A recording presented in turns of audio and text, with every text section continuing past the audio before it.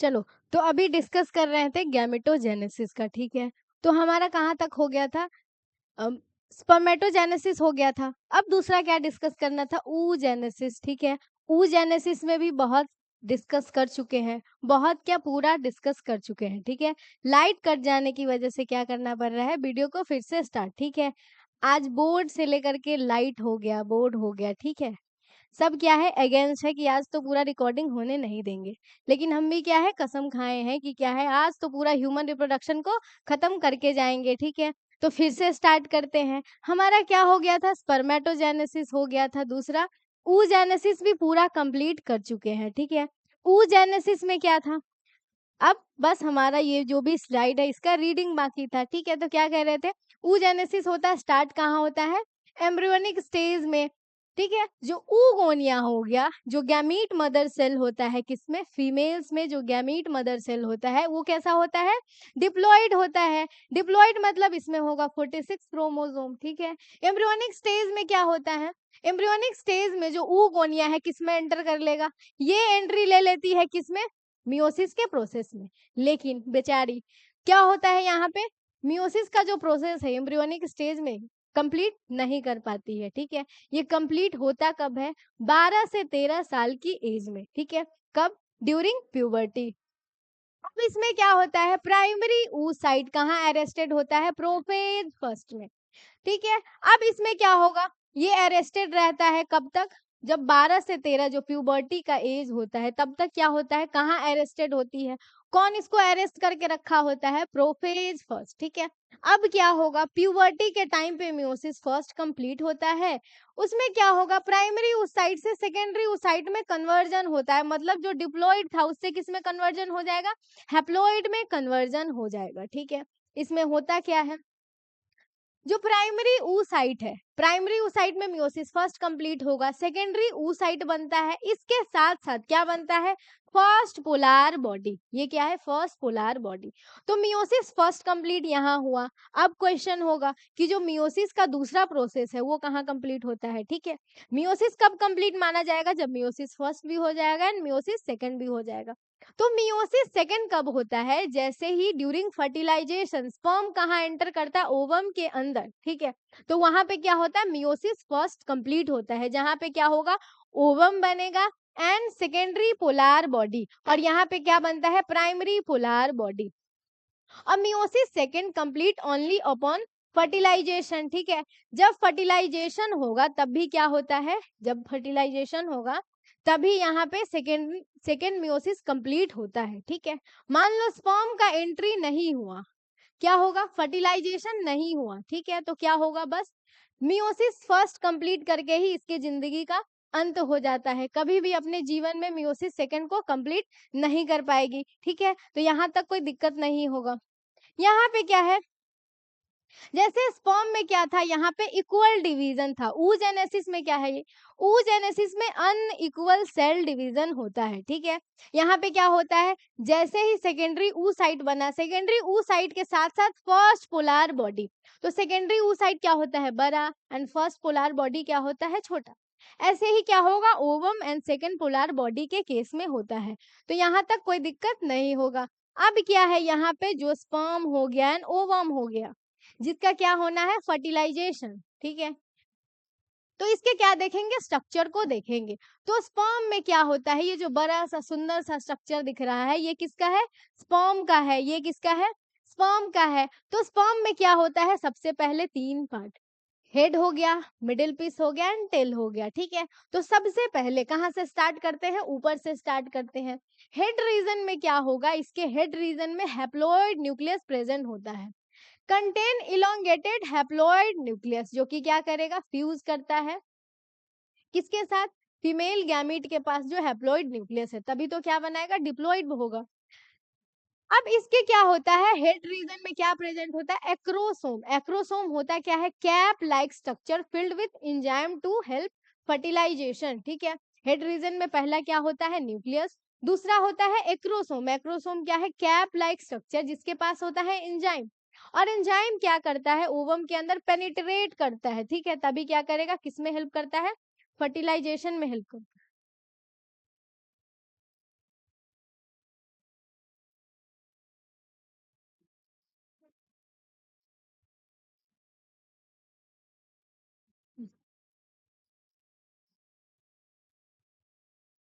अब दूसरा क्या है, मिडिल पीस। मिडिल पीस में क्या होता है, माइटोकॉन्ड्रिया, ठीक है।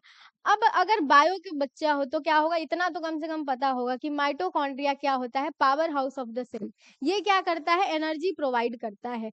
अब क्योंकि स्पर्म को कहाँ पार्टिसिपेट करना है, मैराथन में पार्टिसिपेट करना है, ये क्या है, 200 मिलियन स्पर्म क्या करता है, मैराथन में पार्टिसिपेट करता है, ठीक है। क्यों पार्टिसिपेट करता है, क्योंकि क्या है, सबसे पहले अगर ओवम के पास पहुंचेगा तो क्या होगा, फर्टिलाइजेशन होगा, लेकिन अगर नहीं पहुंचेगा तो क्या होगा, फर्टिलाइजेशन नहीं होगा, ठीक है। अभी टाइम लगेगा थोड़ा सा, आधा से 1 घंटा। तो यहाँ पे क्या है, मिडिल पीस में क्या होता है, माइटोकॉन्ड्रिया। माइटोकॉन्ड्रिया क्या है, ठीक है। अभी जो हमारी केमिस्ट्री वाली मैम है, जैसे हमारा ये सीरीज चल रहा है, ठीक है, तो अभी हमारा रिकॉर्डिंग होगा, उसके बाद केमिस्ट्री वाली मैम का होता है। तो केमिस्ट्री वाली मैम आधा घंटा से आके बैठी हुई है और ये पूछ रही है कि कितने देर में हो जाएगा, ठीक है। तो यहाँ पे थोड़ा क्या होना है, वो नहीं होना है। तो बस अब क्या करेंगे, अब कोई भी डिस्टरबेंस नहीं है क्योंकि मैम चली गई है, ठीक है, तो अब कोई पूछने वाला नहीं है। तो अब क्या करेंगे, अच्छे से आराम आराम से करेंगे यहाँ पे। तो क्या कर रहे थे, मिडिल पीस। मिडिल पीस में क्या होता है, पैक्ड विथ माइटोकॉन्ड्रिया। माइटोकॉन्ड्रिया क्या है, एनर्जी सोर्स। ये क्या प्रोवाइड करता है, एनर्जी, जैसे कि अभी बता रहे थे, एक बार और बता देते हैं, ठीक है। इसमें होता क्या है, माइटोकॉन्ड्रिया को क्या बोला जाता है, power house of the cell. मतलब क्या होता है, ये एनर्जी प्रोवाइड करता है। तो स्पर्म को क्या होता है, मैराथन में पार्टिसिपेट करना है, मतलब इसको चाहिए एनर्जी, क्योंकि किसको पीछे करना है, 200 मिलियन स्पर्म को पीछे करके क्या होता है, इसको मिलना होता है ओवम से। अब टेल में क्या होता है, टेल भी क्या करता है, फैसिलिटेट इन मोटिलिटी। टेल क्या प्रोवाइड करता है, मोटिलिटी प्रोवाइड करता है। अब ये हो गई हमारी ओवम, जिसके पीछे कितने स्पर्म है, ओवम के पीछे क्या है, 200 से 300 मिलियन स्पर्म पड़े हुए हैं, ठीक है। लेकिन ये होगी किसकी, बस एक स्पर्म की। अब कैसे बस 200 से 300 मिलियन स्पर्म में से सिर्फ एक की होती है, ये तो समझेंगे ही। उससे को समझने से पहले क्या समझेंगे, ये दिखती कैसी है, ठीक है, कैसा इसका स्ट्रक्चर है, कि इसके पीछे क्या है, 200 से 300 मिलियन स्पर्म पड़े हुए हैं।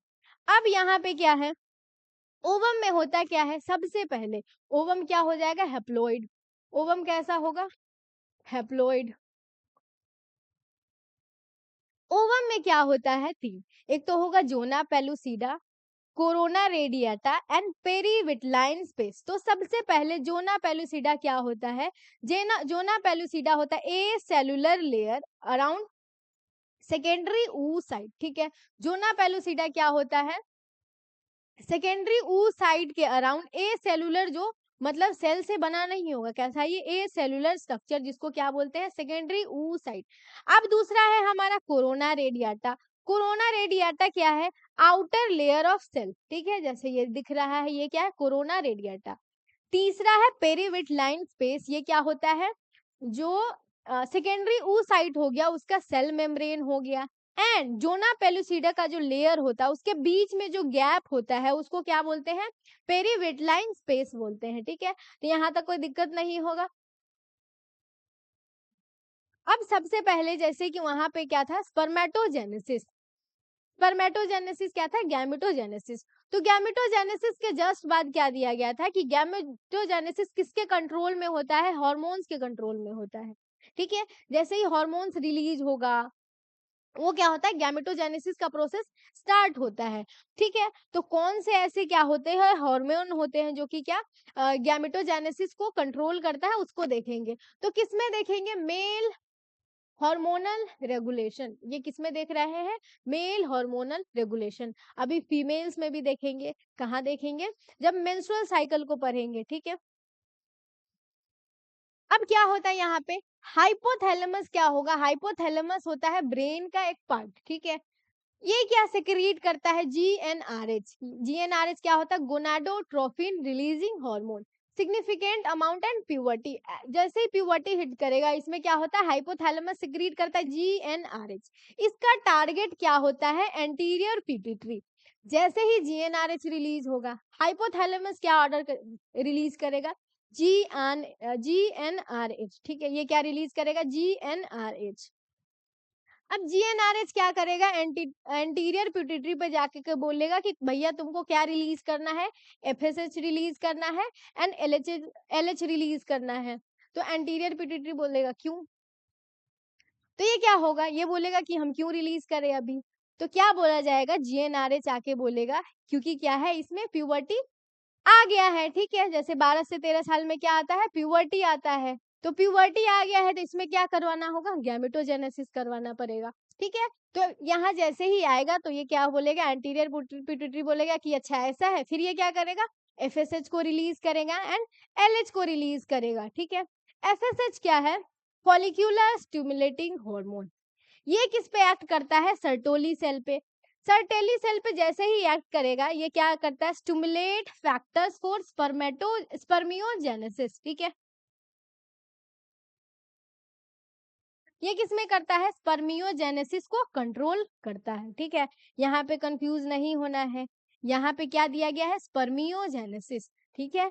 तो क्या होगा, हाइपोथैलेमस जैसे ही जीएनआरएच को रिलीज करेगा, जीएनआरएच ये खबर लेके कहाँ जाएगा, ठीक है, हाइपोथैलेमस को ये पता चल गया कि क्या आ गया, प्यूबर्टी आ गया है, ठीक है। जैसे ही वो क्या करेगा, जीएनआरएच को भेजेगा मैसेज लेके, किसके पास, एंटीरियर पिट्यूटरी के पास।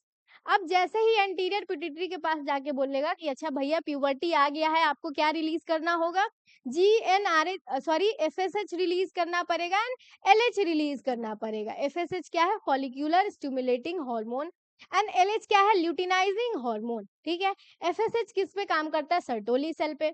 सर्टोली सेल पे जैसे ही ये एक्ट किया, ये क्या करेगा, stimulate factor for spermiogenesis, basically ये किसको सपोर्ट करेगा, स्पर्मियोजेनेसिस को सपोर्ट करेगा। अब दूसरा है लिडिक्स, ल्यूटिनाइजिंग हार्मोन। ल्यूटिनाइजिंग हार्मोन किस पे एक्ट करता है, लिडिक सेल पे, या दूसरा जिसको क्या बोला गया है, इंटरटीशियल सेल। ये जैसे ही इस पे एक्ट करेगा, अब क्या फंक्शन बताए थे कि लिडिक सेल का फंक्शन क्या होता है, मेल सेक्स हार्मोन को रिलीज करता है जिसको बोलते हैं एंडोजन, ठीक है। एंड्रोजन में क्या आ जाएगा, टेस्टोस्टेरोन हो गया। तो यहाँ पे क्या है, stimulate synthesis of androgen, androgen में जैसे कि टेस्टोस्टेरोन हो गया, ये क्या होता है, मेल सेक्स हार्मोन। अब ये क्या करेगा, डिराइव स्पर्मेटोजेनेसिस, ये किस में हेल्प करता है, स्पर्मेटोजेनेसिस में, ठीक है। तो यहाँ तक कोई दिक्कत नहीं होगा, उधर स्पर्मियोजेनेसिस है, इधर स्पर्मेटोजेनेसिस है। L4 लिडिक सेल, L4 क्या होता है, ल्यूटिनाइजिंग हार्मोन, तो ये किस पे एक्ट करेगा, लिडिक सेल पे करेगा। एंड एफएसएच क्या किस पे एक्ट करता है, सर्टोली सेल पे एक्ट करता है, तो यहाँ तक कोई दिक्कत नहीं होगा। अब मेन दूसरा क्या है, मेंस्ट्रुअल साइकिल।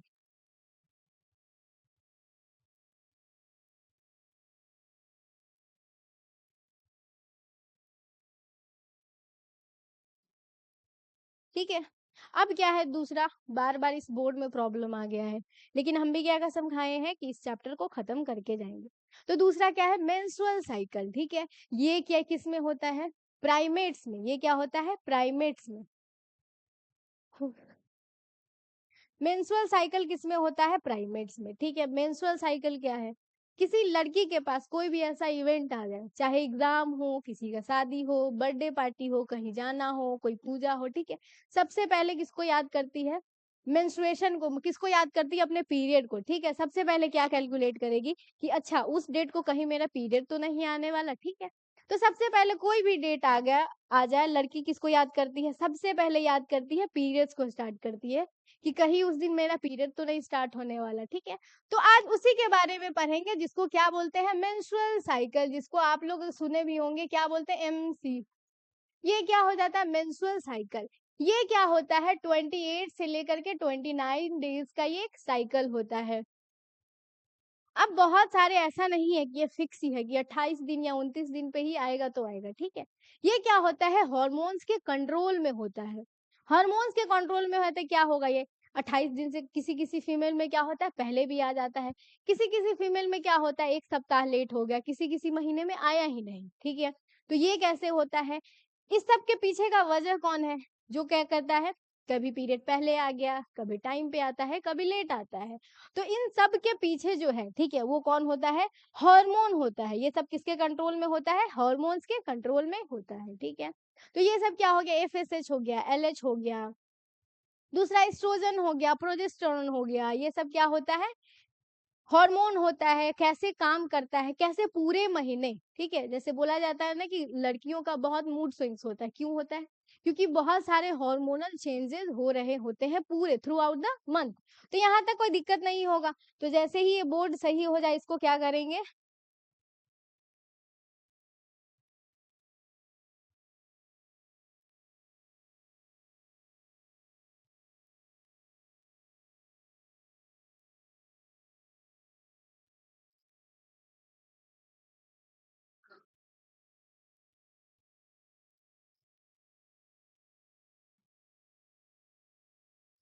अब यहाँ पे क्या है? Menstrual cycle. मेंस्ट्रुअल साइकिल सबसे पहले क्या होता है? 28 से लेकर के 29 डेज का एक साइकिल होता है, नॉर्मली ऑन एन एवरेज ले लिया जाए, ठीक है? बहुत हेल्दी ले लिया जाए कि किसी का पीरियड क्या है, बहुत हेल्दी है, ठीक है? तो कितने का होता है? 28 से लेकर के 29 दिन का ये साइकिल होता है। इसमें सबसे पहले क्या होता है? फीमेल रिप्रोडक्टिव ऑर्गन में, ठीक है? सबसे पहले जो हार्मोन कहाँ-कहाँ से? सबसे पहले जैसे मेल में हाइपोथैलेमस इन्वॉल्व होता है, वैसे ही फीमेल में हाइपोथैलेमस इन्वॉल्व होगा। मेल में जैसे एंटीरियर पिट्यूटरी इन्वॉल्व होता है, वैसे ही फीमेल में क्या होगा? एंटीरियर पिट्यूटरी इन्वॉल्व होगा। जैसे वहां पे जीएनआरएच हाइपोथैलेमस रिलीज किया था, ठीक है? अब जीएनआरएच भागते भागते किसके पास जाएगा? एंटीरियर पिट्यूटरी के पास, ठीक है? तो ये मेल में भी कॉमन होता है, फीमेल में भी कॉमन होता है। फीमेल में भी क्या होगा? एलएच रिलीज होगा एंड एफएसएच रिलीज होगा, लेकिन दोनों का काम क्या होता है? अलग अलग होता है। तो यहाँ पे क्या देखेंगे? किसमें देखेंगे? फीमेल्स में देखेंगे।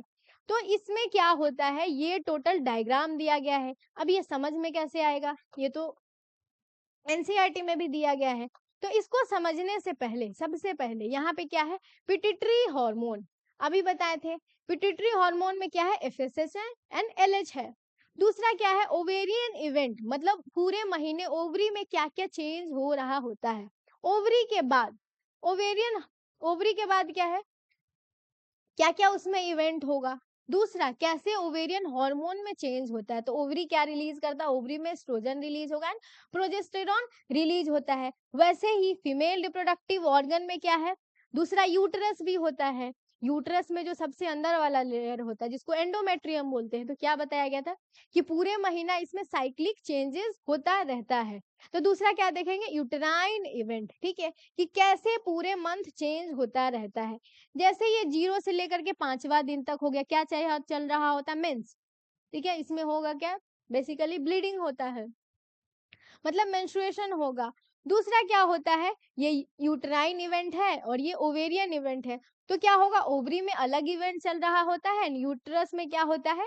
अलग अलग इवेंट चल रहा होता है। तो सबसे पहले क्या होता है? मेंस्ट्रुअल, मीन्स क्या होगा? मेंस्ट्रुएशन। ये क्या होता है? कितने दिन का होता है? 1 से लेकर के 5 दिन।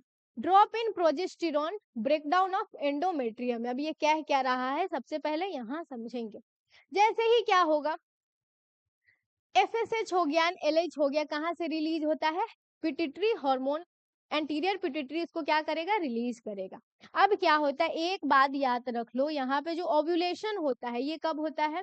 14वें दिन पे होता है। पूरा जो मेंस्ट्रुअल साइकिल 28 दिन का होता है, उसमें 14वें दिन पे क्या होता है? क्या रिलीज होता है? ओवम रिलीज होता है। जो ओव्यूलेशन होता है कहाँ होता, कब होता है? 14वें दिन पे होता है। तो 14वें दिन पे क्या होता है? एलएच एंड एफएसएच का क्या होता है? Peak high. इसमें भी क्या होगा? एफएसएच का कम होता है, एलएच का ज्यादा। इसी वजह से इसको क्या बोला गया? 14वें दिन पे होता है एलएच सर्ज। 14वें दिन पे क्या होता है? LH surge. मतलब एलएच का क्या होगा? रिलीज एकदम पूरे पीक लेवल पे होता है, तभी क्या होता है? ओव्यूलेशन होता है। अब क्या होगा? पूरे महीना यहाँ पे होता है डेवलपिंग फॉलिकल्स। डेवलपिंग फॉलिकल्स किस में होगा? ये मैच्योर फॉलिकल्स में कन्वर्ट होगा, जिसको ग्राफियन फॉलिकल्स बोलते हैं। अब उसमें होगा ओव्यूलेशन। अब ये बताना है, अभी लिख लिख के समझाए थे, सॉरी। यहाँ पे क्या है? ओव्यूलेशन में क्या रिलीज होता है? Secondary oocyte। यहाँ पे क्या रिलीज होता है? सेकेंडरी oocyte, ठीक है? सेकेंडरी oocyte तो रिलीज होगा ही, बाकी का जो पार्ट होता है इसको क्या बोलते हैं? कॉर्पस ल्यूटियम, ठीक है?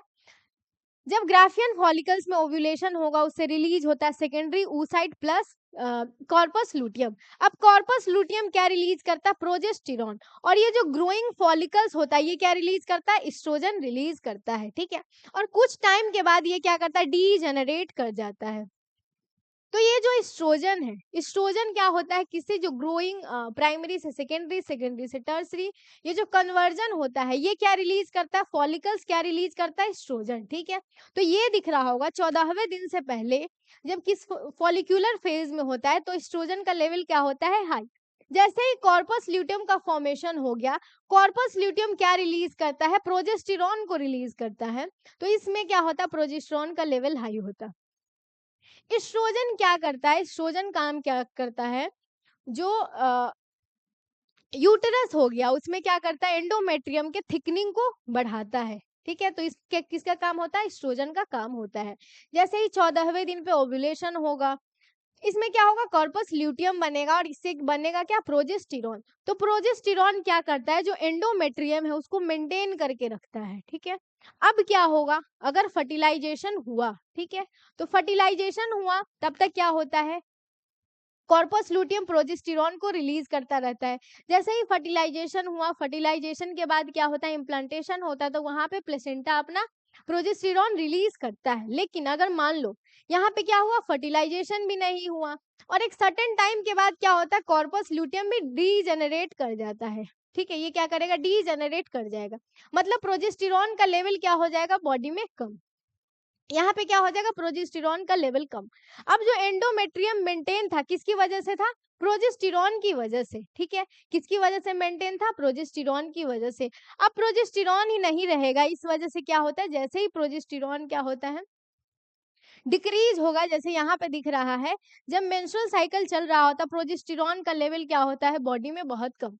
तो क्या होगा, जो एंडोमेट्रियम का थिकनिंग होता है वो टूट के किसके फॉर्म में आएगा, बाहर ब्लीडिंग के फॉर्म में आता है। तो यहाँ तक कोई दिक्कत नहीं होगा। तो क्या समझ रहे थे यहाँ पे,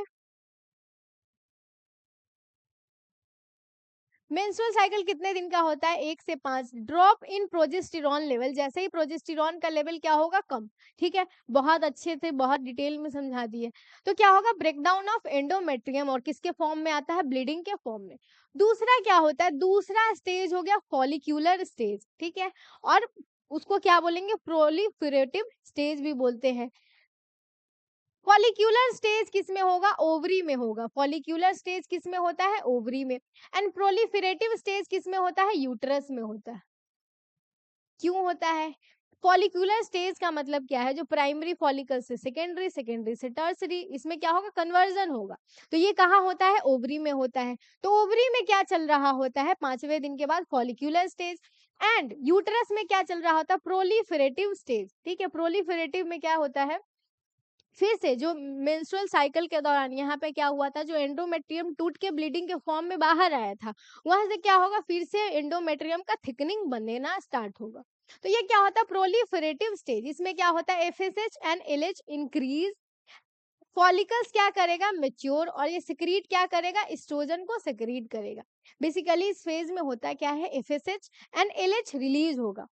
यहाँ पे दिख रहा होगा, यहाँ पे क्या होता है, एफएसएच एंड एलएच रिलीज होता है। ये किस पे काम करता है, एफएसएच किस पे काम करेगा, फॉलिक्यूलर सेल पे। जैसे इसका नाम भी है फॉलिक्यूलर स्टिमुलेटिंग हार्मोन, ये काम करेगा फॉलिक्यूलर सेल पे। फॉलिक्यूलर सेल पे काम करता है, प्राइमरी से सेकेंडरी, सेकेंडरी से टर्सरी में कन्वर्जन होगा।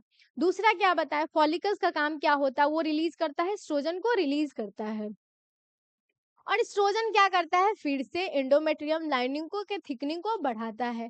तो क्या होगा, इसी फेज में प्रोलिफरेट करेगा, जो एंडोमेट्रियम का थिकनिंग है वो क्या करेगा, प्रोलिफरेट करेगा। ठीक है, तो यहाँ तक कोई दिक्कत नहीं होगा। तीसरा क्या होता है, ओव्यूलेशन। ओव्यूलेशन कब होता है, 14वें दिन पे। इसमें एलएच का अमाउंट क्या होता है, बहुत हाई, जिसको बोलते हैं एलएच सर्ज, जो कि वहां पे डिस्कस भी किए। Causes rupture of Graafian follicles, और जैसे ही ग्राफियन फॉलिकल्स क्या करेगा, टूटेगा, रप्चर करेगा, इसमें से क्या रिलीज होगा, ओवम रिलीज होगा, जिसको क्या बोलते हैं, सेकेंडरी oocyte भी बोलते हैं। इसको बोलते क्या है, सेकेंडरी oocyte। फोर्थ क्या है, ल्यूटियल या सेक्रेटरी स्टेज। ठीक है, ल्यूटियल क्या होगा, किसमें होगा, जैसे 14वें दिन के जस्ट बाद क्या होता है, इसमें से क्या रिलीज होगा, ओवम रिलीज होगा एंड कॉर्पस लूटियम रिलीज होगा। तो ये जो कॉर्पस लूटियम है, इसी के बेसिस पे ओवरी में क्या चल रहा होगा, ल्यूटियल फेज। ठीक है, तो यहाँ पे ओ लिख दे तो चलेगा। ये जो ल्यूटियल फेज है किस में चल रहा होता है, ओवरी में। सेक्रेटरी फेज किस में चल रहा होता है, सेक्रेटरी फेज किस में चल रहा होता है, ये चल रहा होता है यूटरस में। इसमें क्या होगा, जो rupture follicles become corpus luteum, जो फॉलिकल्स रप्चर हुआ था किस में कन्वर्ट हो जाएगा, corpus luteum, and secrete heavy progesterone to maintain endometrium. ठीक है, इसमें क्या सेक्रीट होता रहा होता है, प्रोजेस्टेरोन, जो कि किसको मेंटेन करता है, एंडोमेट्रियम के लाइनिंग को मेंटेन करता है।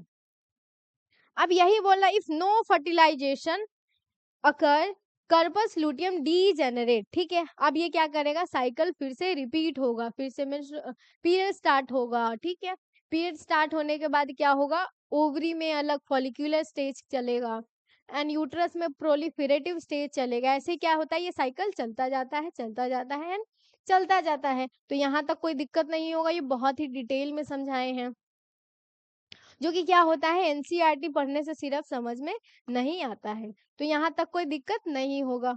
ठीक है, तो अब क्या करते हैं, अब हमारा है दूसरा फर्टिलाइजेशन। ठीक है, ये क्या चल रहा था, प्री फर्टिलाइजेशन इवेंट, जिसमें था गैमेटोजेनेसिस।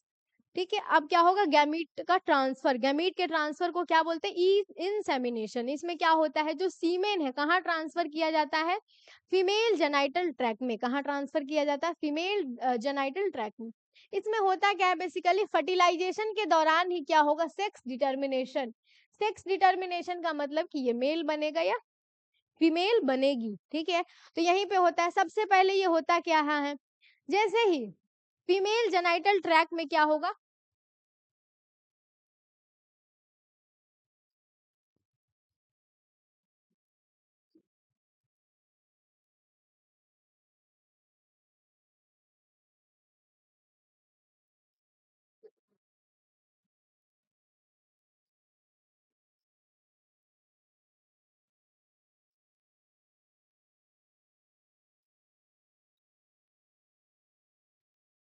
जैसे ही फीमेल जेनाइटल ट्रैक में क्या है, स्पर्म को रिलीज कर दिया जाएगा। इसका पाथवे कहाँ होगा, वजाइना से लेकर के सर्विक्स, एंड सर्विक्स से कहाँ जाएगा, ये यूटरस में जाएगा।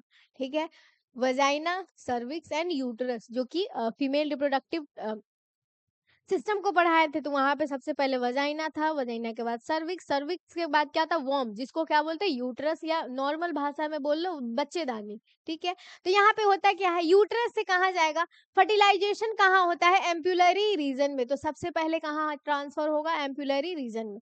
मान लो स्पर्म क्या हुआ, ट्रांसफर भी हो गया फीमेल जेनाइटल ट्रैक में, लेकिन अगर एम्पुलरी रीजन तक नहीं जा पाता है तो क्या होगा, फर्टिलाइजेशन नहीं होगा।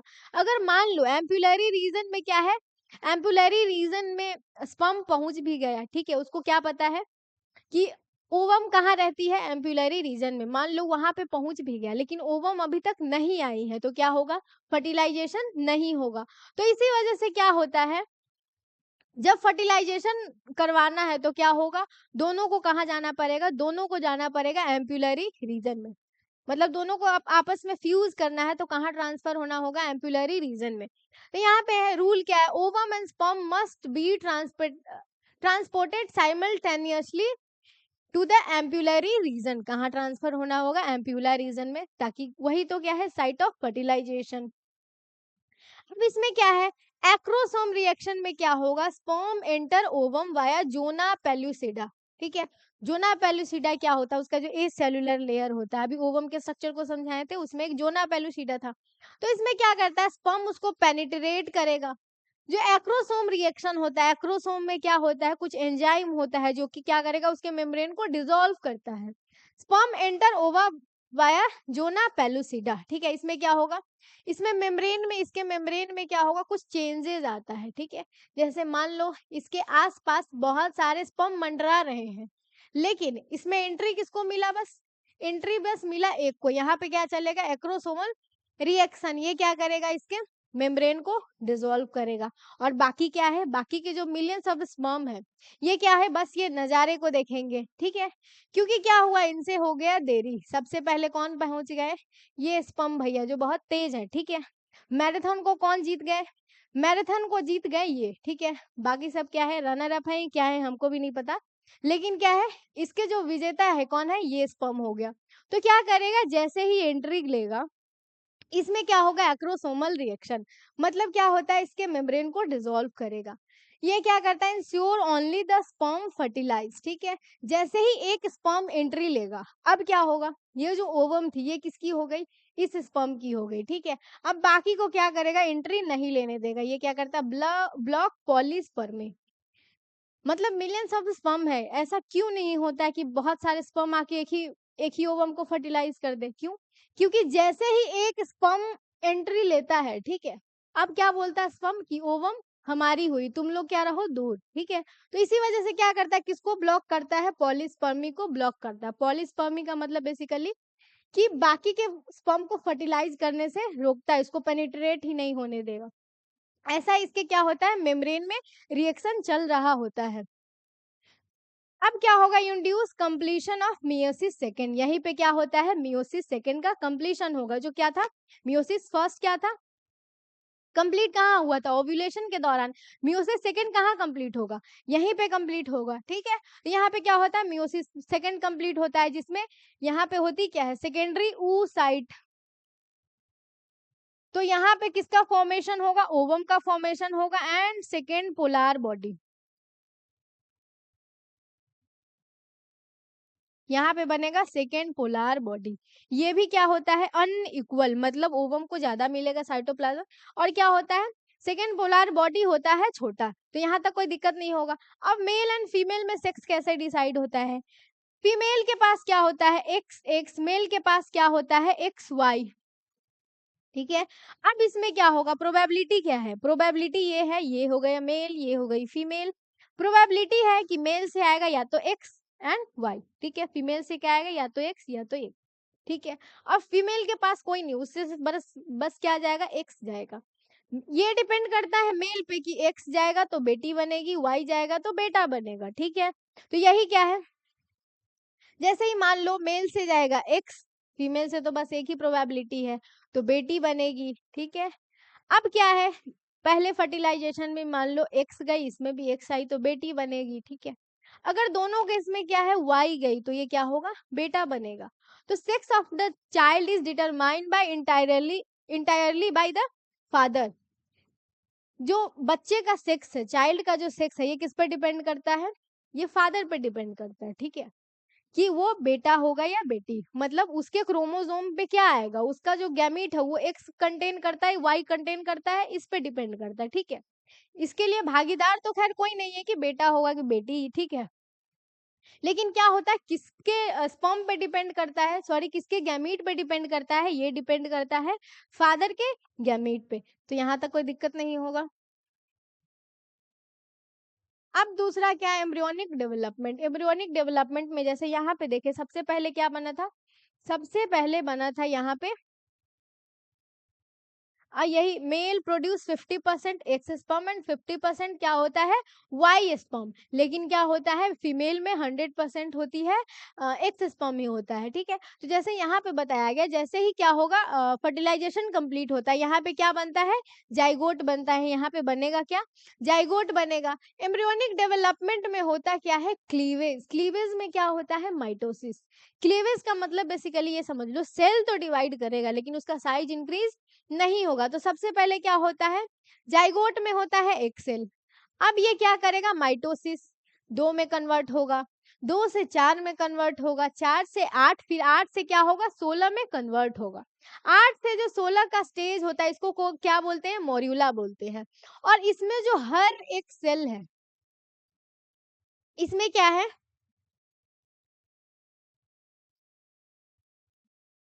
जैसे यहाँ पे क्या बताया गया, एक सेल से दो सेल में कन्वर्ट होगा, 2 से 4, 4 से 8 एंड 8 से 16, ठीक है। तो 8 से जो 16 सेल का जो स्टेज होता है, इसको क्या बोलते हैं, मोर्यूला। और इसमें जो हर एक सेल है, इसको क्या बोलते हैं, ब्लास्टोमेयर। इसको क्या बोलेंगे, ब्लास्टोमेयर। इसका ले लो, इसका ले लो, या इसका ले लो, ठीक है, यहाँ पे लिखते हैं। तो हर एक सेल को क्या बोलते हैं, ब्लास्टोमेयर। इसको बोलते हैं ब्लास्टोमेयर, ठीक है। तो इसमें क्या होता है, basically zygote undergo mitotic division called cleavage as it move through the isthmus, ठीक है। ये होता फर्टिलाइजेशन, मतलब मेल एंड फीमेल गैमेट मिलेंगे कहाँ, एम्पुलरी रीजन में। जैसे ही फ्यूज होगा जाइगोट बनेगा। जाइगोट कहाँ होगा, एम्पुलरी रीजन से जाएगा इस्थमस वाले रीजन में। और जैसे ही वो ट्रांसपोर्ट होता रहता है जाइगोट, इसका क्या होता है, इसमें डिवीजन भी चलता रहता है, ठीक है। तो यही कह रहा है, इसमें जाइगोट में क्या होता रहता है, माइटोटिक डिवीजन, जिसको क्या बोलते हैं, क्लीवेज। क्लीवेज में क्या होता है, सेल तो डिवाइड करेगा लेकिन इसका साइज इंक्रीज नहीं होता है, जैसे जैसे ये इस्थमस के थ्रू मूव करता है। अब ये दूसरा लाइन भी सेम ही लिख दिया है। अब जैसे यहाँ पे डिस्कस किए, क्या है, ब्लास्टोमेयर। ब्लास्टोमेयर क्या है, द डॉटर सेल फॉर्म। जैसे ही सेल डिवाइड करता है, हर एक डॉटर सेल को क्या बोलेंगे, ब्लास्टोमेयर, ठीक है। जैसे अब यहाँ पे डॉटर सेल ही क्यों दिया गया, ठीक है, यहाँ तो भेदभाव हो गया, यहाँ पे सन सेल क्यों नहीं हुआ। तो सन सेल इसलिए नहीं होता है क्योंकि ये जो डॉटर सेल है, बाद में जाके क्या करना है, इसको डिवाइड करना है। बाद में जाकर के क्या करना होता है, इस सेल को डिवाइड करना होता है, ठीक है। और किसी भी चीज का जो उत्पत्ति होता है वो किससे होता है, एक फीमेल से होता है, ठीक है। किसी भी एक नए जीव का जो उत्पत्ति होता है, कि जो नए जीव का क्या होगा, जन्म लेता है, किससे लेता है, एक माँ से लेता है। माँ क्या होती है, फीमेल। तो इसी वजह से क्या है, यहाँ पे दिया गया है डॉटर सेल, ना कि सन सेल, ठीक है। तो इसी वजह से यहाँ पे क्या दिया गया है, तो यहाँ पे कोई भेदभाव नहीं है, यहाँ पे क्या है, कॉन्सेप्ट चल रहा है। क्योंकि क्या करना है, इस सेल को बाद में जाकर के डिवाइड भी करना है। तो जैसे ही 8 से 16 मॉर्यूला स्टेज से किस में होता है, ब्लास्टोसिस्ट में कन्वर्ट होगा। ब्लास्टोसिस्ट में क्या होता है, सेल अपने आप को डिफरेंशिएट करता है। तो आउटर सेल को बोलेंगे ट्रोफोब्लास्ट, और इसको बोलते हैं इनर सेल मास। इसके पास ये पोटेंशियल होता है, इसके पास ये जो इनर सेल मास है, ये है इनर सेल मास। इसके पास क्या होता है, ये पोटेंशियल होता है, ठीक है। तुम जो एक बच्चा जन्म लेता है, सोच सकते हो वो कहाँ से आता है, यूनिसेलुलर। इस सेल के पास ना आंख है ना मुंह है, ठीक है। और जब ये बच्चा जन्म लेता है, सबका क्या है, फेस का स्ट्रक्चर अलग अलग होता है। तो कैसे होता है, ये जो इनर सेल मास है, इसी के पास ये पोटेंशियल, इसी के पास ये कैपेसिटी है, ठीक है, कि हमारे बॉडी के हर एक पार्ट को क्या करेगा, ये बना सकता। आंख ले लो, मुंह ले लो, या बाकी ऑर्गन ले लो, तो सब किससे बनता है, इनर सेल मास से। ये क्या है, ट्रोफोब्लास्ट। जब क्या होता है, इम्प्लांटेशन होगा, तो ट्रोफोब्लास्ट क्या करता है, जो एंडोमेट्रियम होता है उसके साथ जाकर के क्या होगा, जुड़ जाएगा, ठीक है। तो यही होता है, दोनों इसका फंक्शन हो गया। अब है मॉर्यूला, क्या होता है, morula embryo with 8 to 16 blastomere look like a mulberry, ठीक है।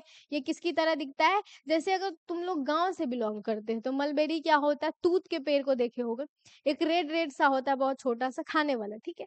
तो वैसा ही क्या होता है, उसको क्या बोलते हैं, अंग्रेजी में बोलते हैं मलबेरी। अगर हिंदी में जानते हो तो उसको क्या बोलते हैं, तूत बोलते हैं, ठीक है। जो कि बहुत खाने में बहुत अच्छा लगता है। तो ये किसकी तरह दिखता है, ये 8 से 16 स्टेज में जो होगा, ठीक है, जो कि मॉर्यूला स्टेज में होता है, इसके कैसा दिखता है, ये मलबेरी की तरह दिखता है। हिंदी में बोल लो, अंग्रेजी में मलबेरी की तरह दिखता है, और हिंदी में क्या होता है, तूत की तरह दिखेगा। अगर कॉन्सेप्ट ले लो तो दोनों क्या होता है, सेम ही होता है। अब यहाँ पे है ब्लास्टोसिस्ट में क्या है, blastomere arrange into 2 distinct layer. जैसे वहां पे डिस्कस किए, फर्स्ट होता है ट्रोफोब्लास्ट। ट्रोफोब्लास्ट क्या है, outer layer attach to endometrium. जब इम्प्लांटेशन होगा तो ट्रोफोब्लास्ट ही किससे अटैच होता है, एंडोमेट्रियम से अटैच्ड होता है। दूसरा है inner cell mass. Inner cell mass क्या है, इनर ग्रुप ऑफ सेल, जो कि क्या करेगा, डिफरेंशिएट इनटू एम्ब्रियो। ये किस में डिफरेंशिएट होगा, एम्ब्रियो में। यही इनर सेल मास के बारे में दिया, inner cell mass contain stem cell capable of giving rise to all tissue. Inner cell mass के पास ये शक्ति है, ठीक है, इसी के पास ये पोटेंशियल है, इसी के पास ये कैपेसिटी है कि क्या करेगा, पूरे जो सुंदर सा बच्चा जन्म लेता है ना, सारा जो होता है किसकी वजह से आएगा, जो मुंह आंख नाक कान सब किसकी वजह से आता है, या बाकी ऑर्गन ले लो, इनर सेल मास की वजह से। अब है हमारा दूसरा इम्प्लांटेशन, ठीक है, और दूसरा प्लेसेंटा का फॉर्मेशन। अब क्या है, इम्प्लांटेशन और दूसरा प्लेसेंटा का फॉर्मेशन। इसमें है क्या, सबसे पहले इम्प्लांटेशन क्या होता है, शुरू में भी डिस्कस किए, और अभी जैसे यहाँ पे डिस्कस किए, जो कि क्या होता है, ब्लास्टोसिस्ट होता है। ब्लास्टोसिस्ट में दो होता है, एक तो इनर सेल मास होता है और दूसरा ट्रोफोब्लास्ट होता है। तो इम्प्लांटेशन में क्या होगा, trophoblast attach to endometrium. Trophoblast किससे अटैच होता है, एंडोमेट्रियम से। Uterine cell rapidly divide and cover it. इसमें बेसिकली होता क्या है, ये मान लो यहाँ पे क्या होगा, मदर का यूटरस वॉल जो कि क्या है, इंडोमेट्रियम। खैर ये तो बहुत सुंदर सा एक बच्चा यहाँ पे क्या है, ये 9 मंथ लग रहा है कंप्लीट कर चुका है, ठीक है। तो इसमें है क्या, जैसे ही वो आएगा ब्लास्टोसिस्ट आएगा, वो किससे आके जुड़ेगा, यहाँ पे ले लेते हैं, ये क्या है, मान लो एंडोमेट्रियम। ये क्या है, एंडोमेट्रियम। अब दूसरा ये है, मान लो ब्लास्टोसिस्ट। ब्लास्टोसिस्ट में ऐसा कुछ स्ट्रक्चर होता है, बहुत ही गंदा बना, जो कि ऐसा स्ट्रक्चर होता है।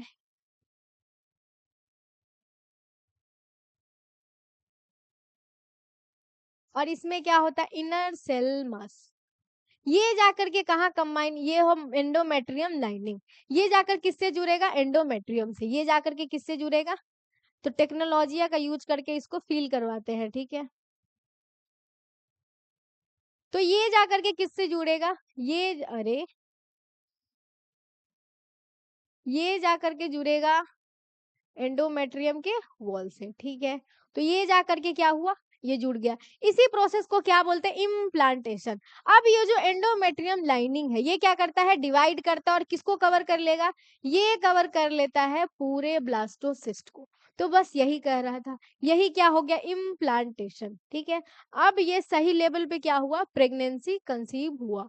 जब तक इम्प्लांटेशन नहीं होगा, ठीक है, प्रेगनेंसी कंसीव नहीं होगा, प्रेगनेंसी नहीं माना जाएगा।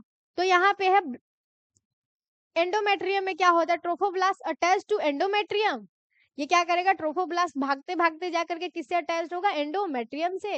अब उसमें क्या होता है, uterine cell rapidly divide and cover it.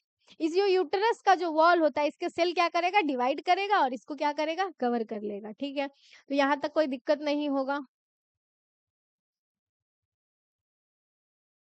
अब क्या है, ब्लास्टोसिस्ट बिकम एम्बेडेड, मतलब ये क्या हो गया, ब्लास्टोसिस्ट क्या है, इसमें जाकर के जुड़ गया। अब ये हो गया इम्प्लांटेशन का प्रोसेस कंप्लीट।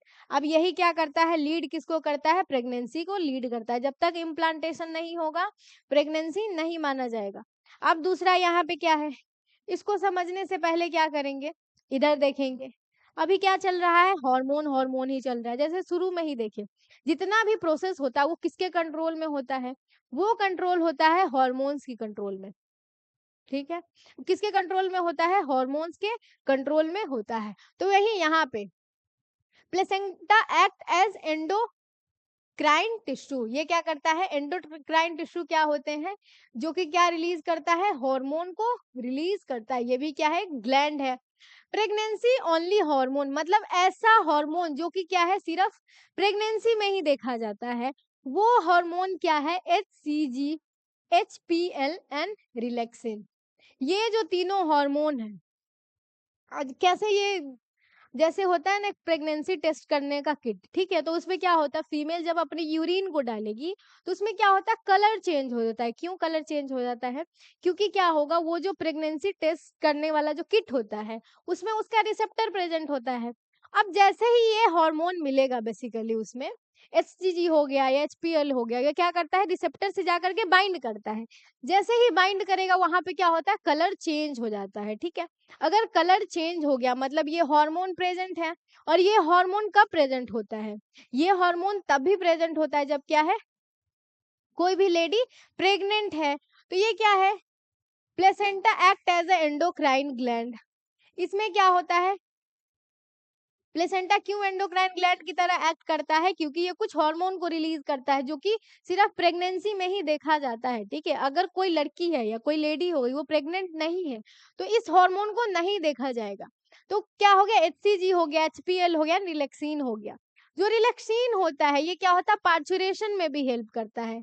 ये प्लेसेंटा तो सिक्रीट करता ही है, लेकिन जैसे ही प्रेगनेंसी का कुछ टाइम आ गया, क्या करवाना है, यहाँ पे होना है पार्चुरेशन। तो क्या कौन रिलीज करता है इसको, ओवरी भी रिलीज करता है।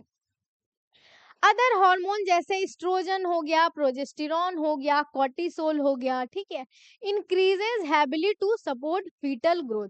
मदर के ब्लड में क्या होता है, इस सब हार्मोन का लेवल बहुत हाई होता है, जैसे थायरोक्सिन हो गया,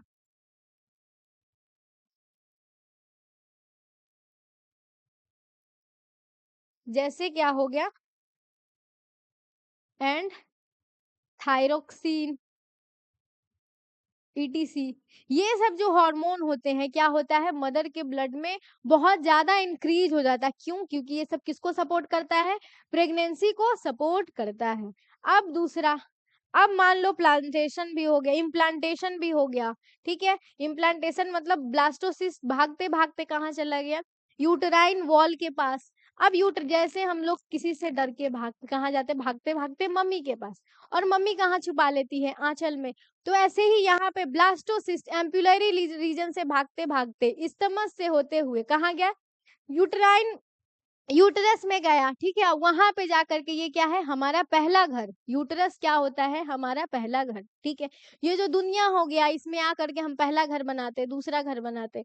अगर कोई लड़की हो तो क्या माना जाता है, मायका उसका पहला घर, ठीक है, उसके पति का घर उसका दूसरा घर। लेकिन कोई भी हो, लड़का हो या लड़की, हमारा पहला घर जो होता है वो क्या होता है, सबसे सेफ घर। ये क्या है, हमारा पहला घर है यूटरस। पहला घर क्या है, यूटरस।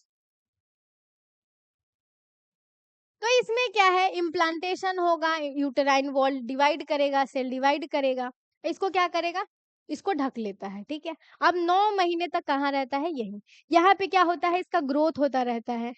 9 महीने तक क्या चलेगा, इसका ग्रोथ चलता है। जो भी वो जो इनर सेल मास था, आंख का फॉर्मेशन हो गया, हार्ट का फॉर्मेशन हो गया, जेनाइटल ऑर्गन हो गया, ये बाकी पूरे बॉडी का पार्ट का जो फॉर्मेशन होता है यही होता है। अब मान लो यहाँ पे एक मेच्योर बेबी है, इसमें होगा क्या क्या। फर्स्ट क्या होता है, कोरियोनिक बिलाई। ये क्या होता है, कोरियोनिक बिलाई। ये आता क्या है, from trophoblast plus uterine tissue integrated to form the placenta. इसमें होता क्या है, कोरियोनिक बिलाई जो कि किससे बनता है, ट्रोफोब्लास्ट से, और यूटेराइन टिश्यू आपस में कनेक्ट होके, आपस में मिल करके क्या बनाता है, प्लेसेंटा को फॉर्म करता है। अब प्लेसेंटा का फंक्शन क्या होता है, सप्लाई ऑक्सीजन एंड न्यूट्रिशन, ठीक है। जो भी बेबी है, डेवलप कर रहा होता, ग्रोथ हो रहा होता है, तो इसको क्या चाहिए होता है, न्यूट्रिशन। जैसे कोई लेडी प्रेग्नेंट है तो उसको क्या बोला जाता है, अच्छा अच्छा खाने के लिए, ठीक है। क्यों अच्छा अच्छा खाने के लिए बोला जाता है, क्योंकि जो भी वो खाएगी, वो किस, जो वो खाएगी उसके बच्चे को भी क्या मिलेगा, वही मिलेगा। तो क्या बोला जाता है, हेल्दी खाने के लिए, ताकि क्या होगा, बेबी का ग्रोथ अच्छा होगा। इसी वजह से तो कैसे होगा, जो भी माँ खाती है, उसके माँ के ब्लड में जो भी न्यूट्रिशन है, ठीक है, वो क्या होगा, प्लेसेंटा के थ्रू कौन सक करता है, बेबी सक करता है, ठीक है। प्लेसेंटा के थ्रू किस में ट्रांसफर होगा, बेबी में ट्रांसफर होगा। प्लेसेंटा का फंक्शन क्या होता है, सप्लाई ऑक्सीजन एंड न्यूट्रिशन, ठीक है। अब चूंकि ये जो बच्चा है, जो भी इन्फेंट हो गया, एम्ब्रियो हो गया, इसमें बॉडी में क्या है, लिविंग सेल है। तो जो भी प्रोसेस है, बॉडी का जो भी प्रोसेस है, इसके अंदर चल रहा होगा। अब जो इसके बॉडी के अंदर लाइफ प्रोसेस चल रहा है, तो कुछ क्या होगा, वेस्ट मटेरियल भी इसमें क्रिएट होगा, जैसे कि कार्बन डाइऑक्साइड हो गया और कुछ अदर वेस्ट मटेरियल हो गया, ठीक है। तो ये क्या करता है, इसको रिमूव करता है। कौन रिमूव करता है, प्लेसेंटा रिमूव करता है। और ये जो हो गया, ये जो दिख रहा है, ये क्या होता है, अम्बिलिकल कॉर्ड। ये क्या होता है, अम्बिलिकल कॉर्ड, ठीक है। जब कोई बच्चा अभी नया नया जन्म लिया, उसके नाभि से जो एक जुड़ा होता है, वो क्या होता है, अम्बिलिकल कॉर्ड होता है। तो प्लेसेंटा प्लस बेबी के बीच में कौन होता है, अम्बिलिकल कॉर्ड होता है। तो यहाँ तक कोई दिक्कत नहीं होगा। अब जो गेस्टेशन पीरियड होता है, गेस्टेशन पीरियड क्या होता है, अलग अलग ऑर्गेनिज्म में अलग अलग होता है। तो गेस्टेशन पीरियड मतलब जो जाइगोट का फॉर्मेशन, जब फर्टिलाइजेशन हुआ और पार्चुरेशन से पहले का जो भी टाइम होता है, उसको क्या बोलते हैं, गेस्टेशन पीरियड। इसमें डिफरेंशिएशन हो रहा था, होता है, सेल डिवाइड कर रहा होता है, ठीक है। बॉबी, सॉरी, इसमें होता क्या है, सेल डिवाइड करेगा, डिफरेंशिएशन होगा, बेबी का ग्रोथ होगा, ठीक है। बेबी बोलना चाह रहे थे, लेकिन वहां पे क्या बोले, बॉबी, ठीक है। तो यहाँ पे क्या होगा, किसका ग्रोथ होगा, बेबी का ग्रोथ होगा। तो इसी को क्या बोलते हैं, गेस्टेशन पीरियड। पहले मंथ में क्या होता है, सबसे पहले मंथ में क्या होगा, सबसे पहले कौन मिलेगा भैया, दिल मिलेगा। तो सबसे पहले बेबी का फॉर्मेशन, जैसे ही क्या होगा, एम्ब्रियोनिक डेवलपमेंट स्टार्ट होता है, इसमें क्या होता है, एक बारी पानी पीने दो।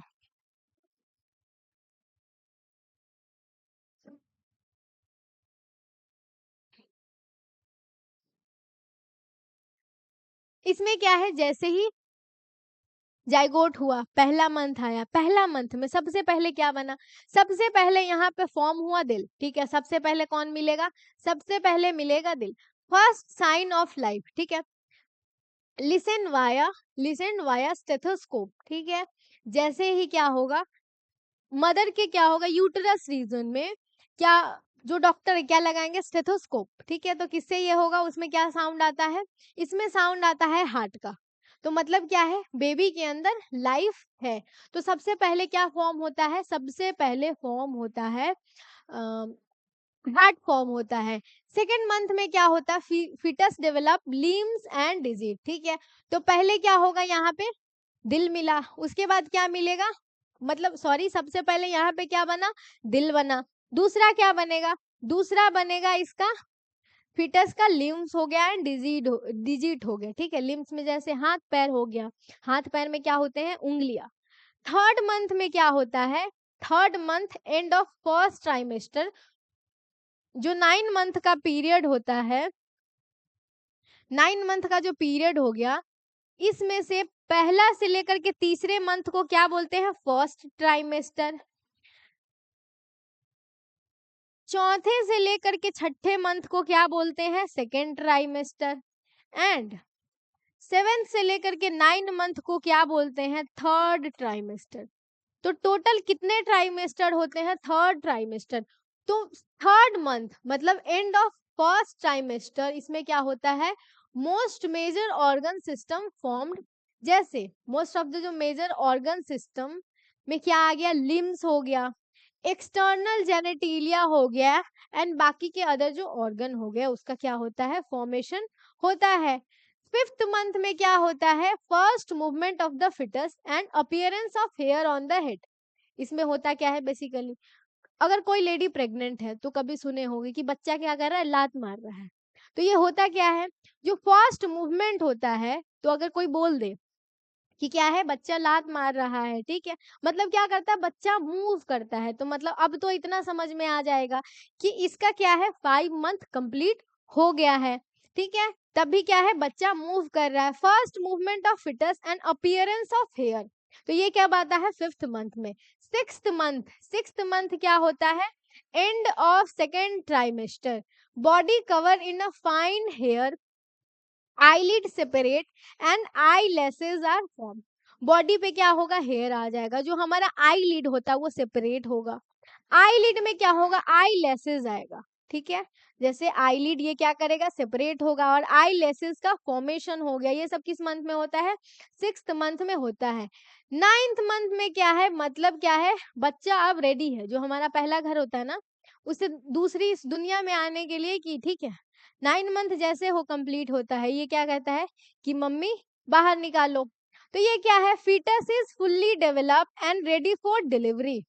अब क्या है, बच्चा जो पहला घर होता है, ठीक है, जो हमारा पहला दुनिया होता है, यूटरस हो गया, तो उस दुनिया से इस दुनिया में डिलीवर होने के लिए कब, कितने दिन में तैयार हो जाता है, 9 मंथ में ये डिलीवरी कंप्लीट होगा, ठीक है। ऑर्डर कब हुआ था, 9 मंथ पहले, डिलीवरी कब होगा, 9 मंथ बाद, ठीक है। तो यहाँ तक कोई दिक्कत नहीं होगा। तो यहाँ पे क्या है, 9 मंथ में क्या है, fetus is fully develop and ready for delivery. अब वो रेडी है कि भैया हमको तो आना ही है इस दुनिया में, मम्मी निकालो जल्दी। तो यही है, तो क्या होगा, 9 मंथ जैसे ही कंप्लीट होगा, क्या होता है, बच्चे का जन्म। जैसे एनसीईआरटी में पूछा गया, एनसीईआरटी में दिया नहीं ये गया है, तो इस पे ज्यादा ध्यान नहीं देना, पर फिर भी एक बार पढ़ लो। डॉग हो गया, जैसे ह्यूमन में 9 मंथ का होता है, वैसे ही डॉग एंड कैट में क्या होता है, 63 डेज का। और एलिफेंट में क्या होता है, 18 मंथ से लेकर के 22 मंथ तक, ठीक है। अगर एक ह्यूमन का ले ले, तो ह्यूमन में होता है 9 मंथ, यहाँ पे क्या होता है, ऑन एन एवरेज 18 से लेकर के 22, ठीक है। क्या होता है, ह्यूमन से 2 गुना टाइम क्या होता है, गेस्टेशन पीरियड किसमें, एलिफेंट में होता है। तो यहाँ तक कोई दिक्कत नहीं होगा। तो फर्स्ट मंथ में क्या बनता है, हार्ट बनता है, सेकेंड मंथ में limbs and disease, third month में जो कि 3rd मंथ में, जो कि क्या होता है end of first trimester, most of the major organ का फॉर्मेशन, जैसे लीम्स हो गया, एक्सटर्नल जेनेटेलिया हो गया एंड अदर ऑर्गन।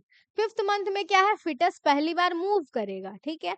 अब क्या है, appearance of hair on head, head पे हेयर कब आता है, 5वें मंथ में, लेकिन बॉडी पे हेयर कब आता है, जैसे ही 6ठा मंथ कंप्लीट होगा, मतलब सेकेंड ट्राइमेस्टर क्या होता है, कंप्लीट होता है, तो बॉडी क्या होगा, फाइन हेयर से क्या होता है, ढक जाता है, कवर हो जाएगा, तो यहाँ तक कोई दिक्कत नहीं होगा। आईलिड सेपरेट करता है एंड आईलैशेस फॉर्म। 9 मंथ में क्या है, बच्चा डिलीवरी के लिए तैयार है, उस दुनिया से कहाँ आएगा, इस दुनिया में आएगा, मम्मी पापा के पास रियल में, ठीक है, दादा दादी के पास, नाना नानी के पास, मतलब जो भी हो गए उसके रिश्तेदार। अब ये क्या है, पार्चुरेशन, पार्चुरेशन क्या है, चाइल्ड बर्थ, इसी दिन क्या है, चाइल्ड बर्थ क्या है, मतलब delivery of the baby. Basically ये होता कैसे है, जैसे ही क्या होगा, 9 मंथ कंप्लीट होगा, फुल्ली डेवलप फिटस, जो बच्चा पूरा डेवलप हो चुका है, ठीक है, अब क्या है, उस दुनिया में 9 महीने रह रह के उसका मन भर गया है, अब कहाँ देखना है उसको, दुनिया देखना है दूसरा, ठीक है, तो वो क्या करता है, अपने मम्मी को करेगा अंदर परेशान। तो इसमें बेसिकली होता क्या है, फुल्ली डेवलप फिटस, बस इतना समझ लो कि फुल्ली उब गया है, अब क्या आ रहा है, बाहर आना चाह रहा है। एंड प्लेसेंटा गिव सिग्नल, ये क्या करता है, जो फुल्ली डेवलप फीटस हो गया एंड प्लेसेंटा हो गया, ये सिग्नल देता है कि बच्चा पूरा मेच्योर हो गया है डिलीवरी के लिए, आप लोग जल्दी निकालिए इधर से, ठीक है, जल्दी लेके जाइए इसको।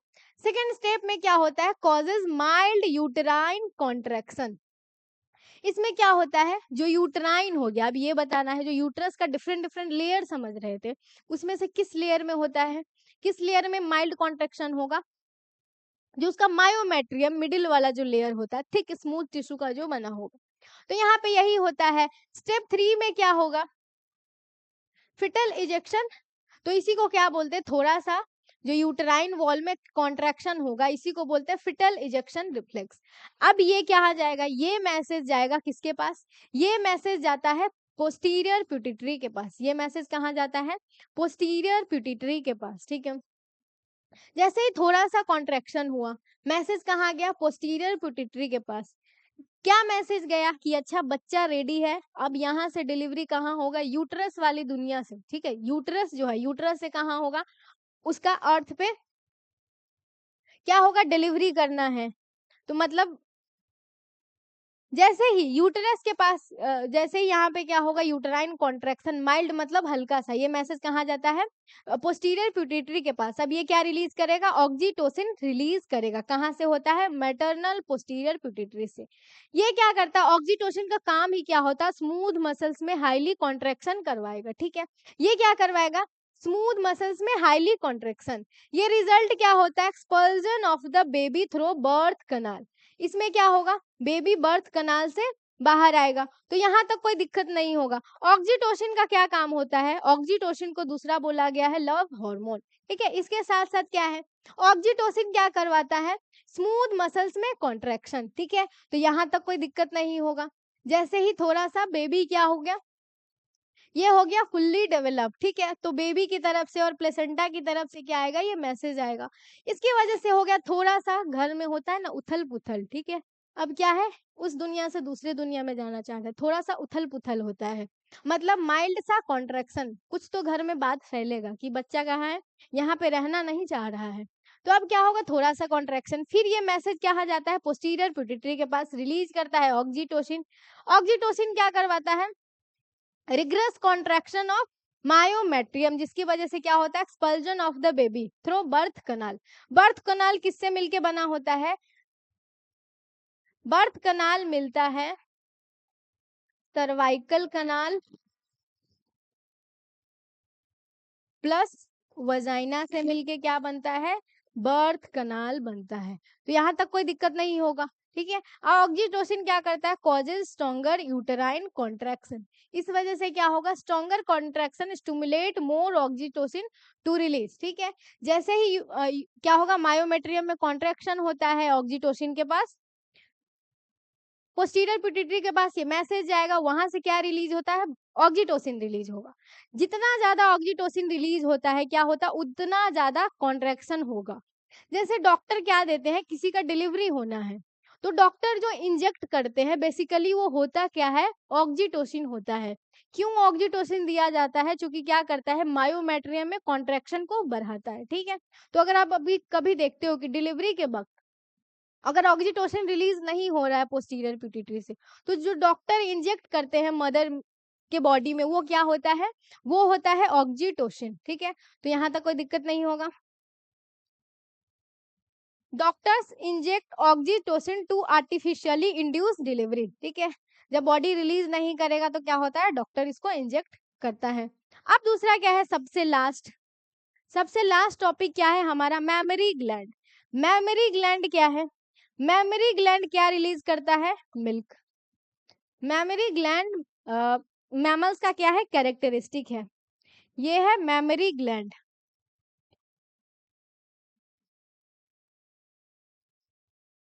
और ये सेक्रेट करेगा क्या, मिल्क। जो हमारा पहला खाना होता है, ये क्या होता है, जब हम मतलब कोई भी बच्चा क्या होता, कुछ भी पचाने की हालत में नहीं होता है, तो उसके लिए सबसे सुटेबल क्या होता है, सबसे अच्छा क्या होता है, अमृत के समान क्या होता है, मिल्क, ठीक है, उसके माँ का दूध। तो ये होता क्या है, बेसिकली सिक्रीट कहाँ से होता है, मेमोरी ग्लैंड से सिक्रीट होता है मिल्क, ठीक है। ये क्या है, ग्लैंड, ये ग्लैंड क्या सिक्रीट करेगा, ये सिक्रीट करेगा मिल्क को। तो सबसे पहले लैक्टेशन क्या है, लैक्टेशन क्या होता है, मिल्क का सिक्रीशन। तो बेसिकली होगा क्या, मेमोरी ग्लैंड प्लस लैक्टेशन को यहाँ पे देखेंगे।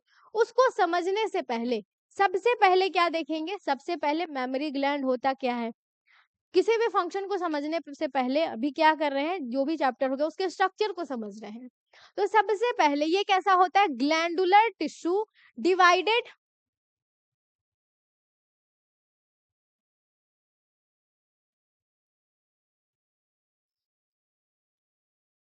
ग्लैंडुलर टिश्यू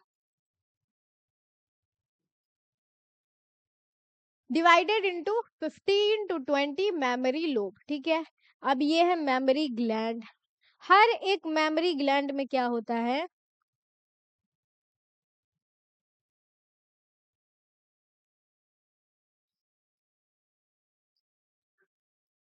हर एक मेमोरी ग्लैंड में क्या होता है, 15 से लेकर के 20 मेमोरी लोब। ये क्या है, ये दिख रहा होगा अच्छे से,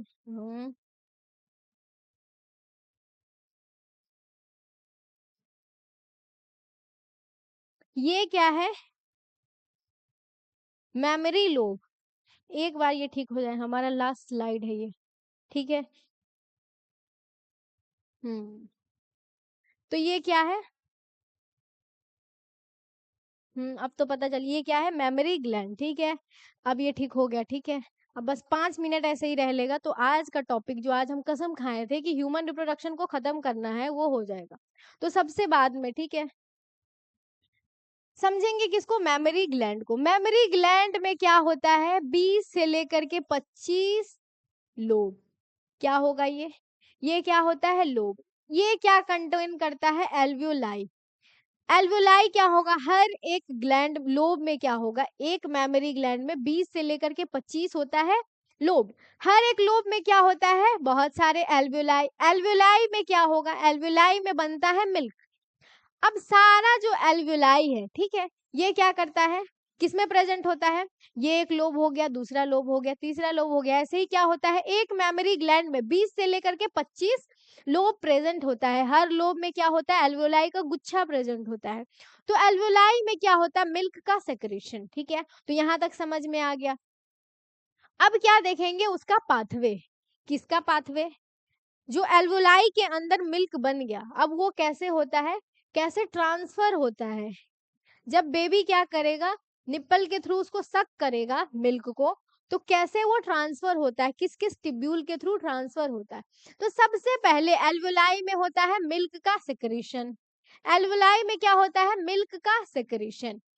अब क्या करेगा, हर एक एल्वोलाई से क्या होता है, मेमोरी ट्यूब्यूल्स आएगा। मेमोरी ट्यूब्यूल्स सबमर्ज होके क्या बनाएगा, मेमोरी डक्ट को बनाता है। ये क्या बनाता है, मेमोरी। हर एक एल्वोलाई से क्या आएगा, हर एक लोब से क्या होगा, हर एक लोब में क्या प्रेजेंट होता है, ये हैंग कर रहा है। बस 5 मिनट ऐसे ही रहना। हर एक लोब में क्या होता है, एल्वोलाई होता है। एल्वोलाई में किसका सेक्रेशन होता है, मिल्क का सेक्रेशन होगा, ठीक है। जैसे ही एल्वोलाई में क्या हुआ, मिल्क का सेक्रेशन किससे ट्रांसफर होगा, मेमोरी ट्यूब्यूल। बहुत सारे मेमोरी ट्यूब्यूल क्या होता है, कन्वर्ज होके क्या बनाता है, ये बनाता है मेमोरी डक्ट को, ठीक है। फिर मेमोरी डक्ट किसको देगा, मेमोरी डक्ट ट्रांसफर करता है मेमोरी एम्प्यूला को, ठीक है। फिर यहाँ से क्या होता है, यहाँ से मेमोरी एम्प्यूला से क्या होगा, लैक्टिफेरस डक्ट में ट्रांसफर होता है क्या, मिल्क। तो ये हो गया मिल्क का पूरा पाथवे, एल्वेओलाई से मेमोरी ट्यूब्यूल, मेमोरी ट्यूब्यूल से मेमोरी डक्ट से मेमोरी एम्प्यूला, एंड देन सबसे लास्ट क्या है, लैक्टिफेरस डक्ट। यहीं से क्या होगा, लैक्टिफेरस डक्ट क्या है, ये है मेमोरी ग्लैंड। मेमोरी ग्लैंड में क्या है, मेमोरी ग्लैंड में यहाँ पे बहुत सारे लोब, लोब में क्या होता है, सिंथेसाइज, लोब में जो एल्विलाई होता है वहां पे सिंथेसाइज होता है मिल्क, ठीक है। तो ये क्या है, ये है सारा ट्यूब्यूल, ये जो सबसे लास्ट वाला पार्ट दिख रहा है ये क्या है, लैक्टिफेरस डक्ट। ये क्या है, लैक्टिफेरस डक्ट। जब क्या करेगा, निप्पल के थ्रू, निप्पल के थ्रू क्या करता है, बेबी जब सक करेगा तो क्या होता है, इसी के थ्रू क्या होता है, मिल्क सेक्रीट होगा, ठीक है, मिल्क बाहर आएगा। अब इसके निप्पल के आसपास में, ठीक है, जो पिगमेंटेड एरिया होता है इसको क्या बोलते हैं, इसको बोलते हैं एरियोला। तो यहाँ तक कोई दिक्कत नहीं होगा। मेमोरी ग्लैंड को भी बहुत डिटेल में समझ चुके हैं। तो क्लोस्ट्रम क्या होता है, अभी इसके स्ट्रक्चर को समझे।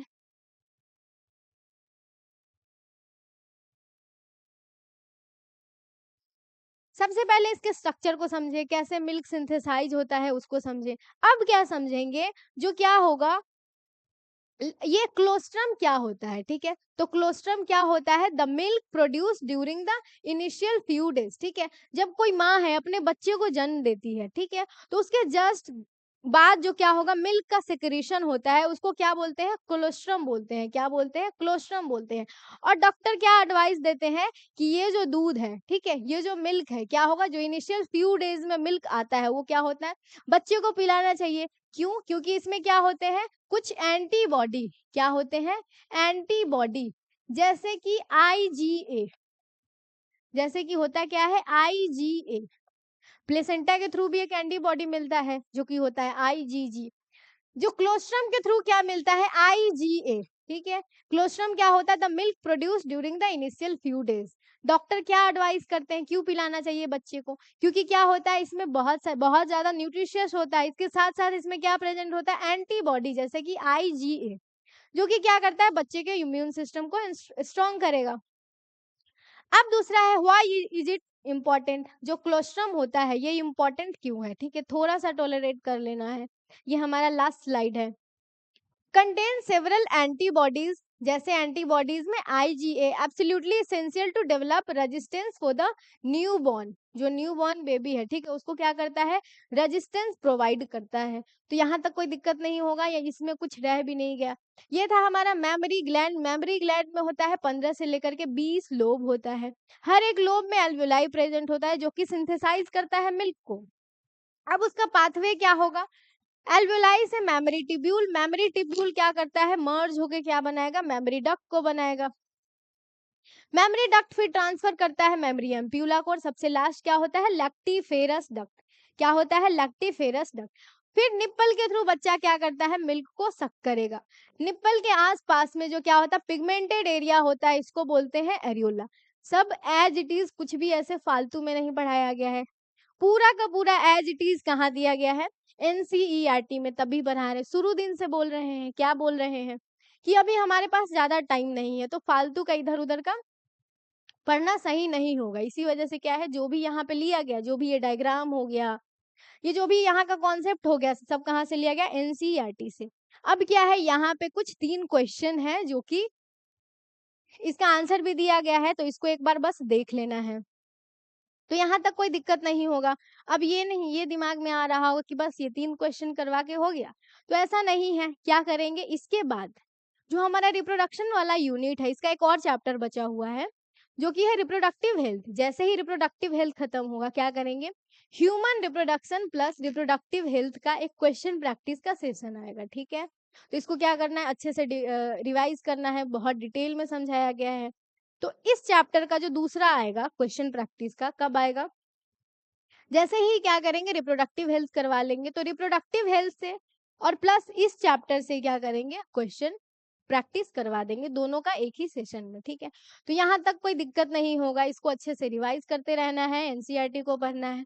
प्लस इसके साथ साथ अगर आपका कोई छोटा भाई, कोई दोस्त हो गया, ठीक है, मम्मी का बेटा हो गया, मौसा का बेटा बेटी, कोई भी हो, ठीक है, दोस्त का भाई बहन, सबको क्या बताना, अगर वो 12th में है तो हमारा क्या चलता है, 12th का एक बैच चलता है जो कि संकल्प बैच है पीसीबी वालों के लिए, पीसीएम वालों के लिए भी कोई बैच है। तो अगर कोई इंटरेस्टेड हो ऑफलाइन में तो वो ऑफलाइन में ज्वाइन कर सकते हैं, और अगर ऑनलाइन में इंटरेस्टेड है तो ऑनलाइन में भी ज्वाइन कर सकते हैं। प्लस ये जो अभी लेक्चर मिल रहा है, ठीक है, इसके लिए भी क्या है, हमारा बैच है जिसके लिए बहुत मिनिमम प्राइस रखा गया है। तो अगर कोई इंटरेस्टेड हो तो न्यूटन फिजिक्स का ऐप ज्वाइन कर सकते हैं और वहां से बैच को परचेज कर सकते हैं, ठीक है। अगर कोई दिक्कत हो तो क्या है, यहाँ नंबर पे कॉल करके क्या कर लेना है, एक बार बात कर लेना है। तो यहाँ तक कोई दिक्कत नहीं होगा। मिलते हैं अगले सेशन में जहाँ पे क्या करेंगे, खूब सारा क्वेश्चन प्रैक्टिस, ठीक है। तब तक क्या करते रहे, लेक्चर को अच्छे से देखना है, रिवाइज करना है।